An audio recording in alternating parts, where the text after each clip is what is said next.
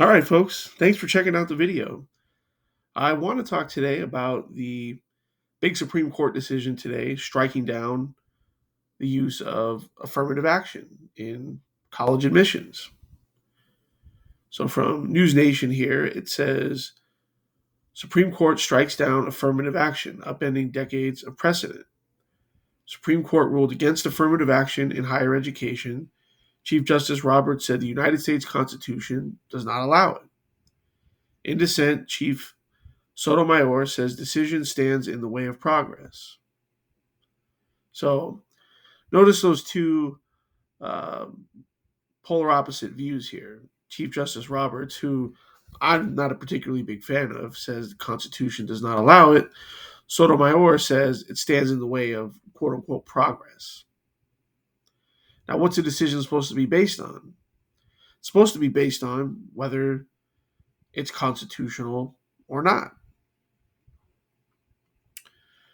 So it goes on to say here the United States Supreme Court on Thursday struck down affirmative action policies that allow for the limited use of race as a factor in college acceptance practices. And one of the biggest reversals for the court since it overturned Roe v. Wade last year, colleges and universities will now be forced to change the way they admit students and find race neutral alternatives to promote diversity in their institutions.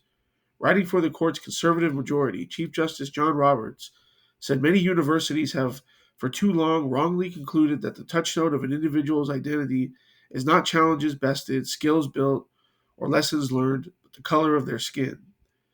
This nation's constitutional history does not tolerate that choice, Roberts wrote.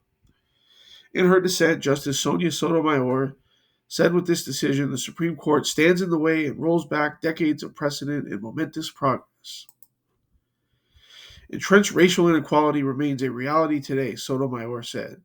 That is true for society writ large, and more specifically for Harvard and the University of North Carolina, two institutions with a long history of racial exclusion.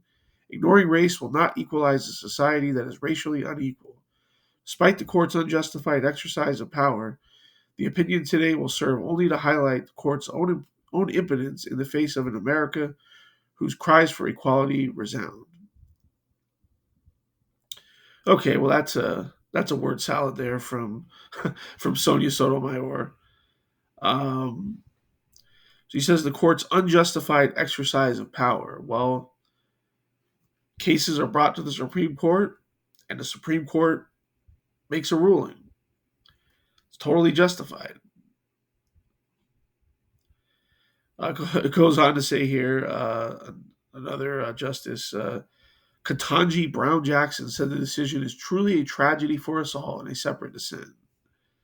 So I thought this was interesting. I think that this was largely expected based on some things that we had heard before, and it's ultimately a good thing. I mean, this is something that hasn't been needed in a very long time, if it was ever needed at all, and it tries to solve a problem by creating another problem. So we're going to fix discrimination by discriminating against different people. So that doesn't help anybody. Now, a tweet here from a